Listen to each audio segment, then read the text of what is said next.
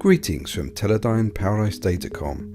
The purpose of this video is to give a brief preview of the latest web interface for our range of AXIOM satellite modems. After login, we are presented with the home page, which has a summary of pertinent modem information such as modem name, serial number, status indications, configuration parameters, and received signal measurements. If there's any alarms, network information is here, time and date and temperature, and modem system details. Clicking the hamburger symbol brings up the main menu with a list of available sub-pages such as status information, graphs, modem configuration pages for RF, link parameters, network settings, test modes, alarms, logs, and so on. Selecting Overview will display a bubble view of the modem system elements. Hovering over information bubbles will show a summary of the parameters. With a double click, these can be edited. If bubbles are not your thing, there is a flat view with a structured block diagram for transmit and receive and other modem functions. Clicking on the gears allows the user to configure required parameters. The status page has summaries of setup, traffic status and receive signal performance indicators, as well as AUPC, ACM, statuses, unit information, software activated feature set, and Ethernet port status. Most pages have accordion controls to help tidy up pages or just show the sections of interest.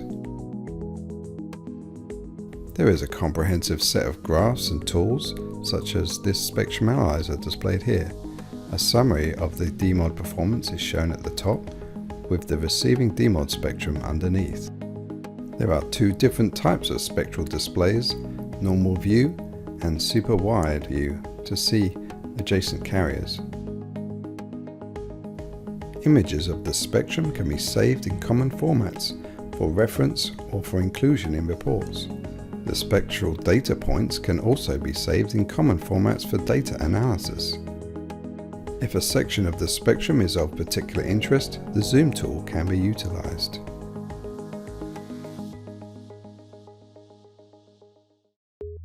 The spectral display has sliders to adjust the amplitude scale and even the displayed frequency range.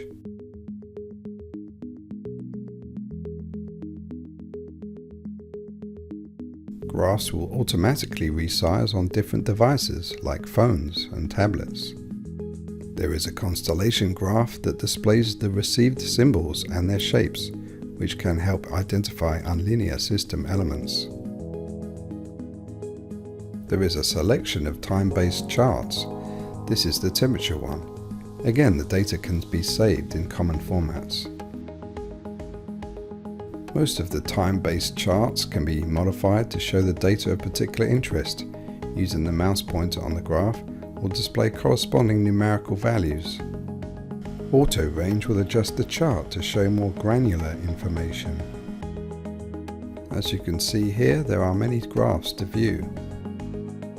This graph displays RX power and ESNO side by side. There are a number of time period selections of up to a month. The IP graphs show throughput information as well as dropped or errored packets all side by side. Again, all this can be saved for reference purposes. Modem settings now have a submit button as standard. Single parameters can be applied or a list of parameters with a click of the submit button. To save time, the demodulator requires just a frequency and a symbol rate. The other parameters will be gathered in the DVB-S2 headers it receives. Core network related settings can be modified on the basic IP settings page. DVB-S2 IP encapsulation options include the proprietary and efficient Paradise Extreme encapsulation and a selection of open standards, including GSE, for system interoperability. A special monitor and control VLAN can be enabled to communicate from hub to remote modems and even to other remote devices on the M&C network. More advanced IP features are collected together on the Advanced IP page, which is where you would configure the modem to be part of a point-to-multipoint system. There are also IP security features to stop unwanted M&C connections or services from running. Static routes can be added, and configuring traffic shaping rules is a breeze, whether using a standard QoS scheme, VLAN IDs, or just IP addresses and ports. One thing that may appeal to some is the quick setup, which will guide a user through the core modem settings for rapid configuration. Modem configurations can be saved and recalled. The reversionary control limits the risk of breaking the satellite link when configuring remote modems. Modem system logs can be viewed and saved as a text file. The test page is where you will find the carrier wave unmodulated toggle for testing and cross-pole adjustments. There is an IP packet-based bit error rate tester which natively works with the DVB-S2 and DVB-S2X modcods.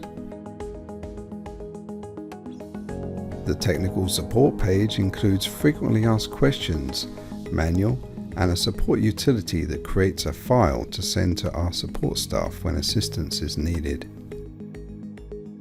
I hope you found this video helpful. If the AXIOM is of interest, feel free to contact the sales team for pricing and more information.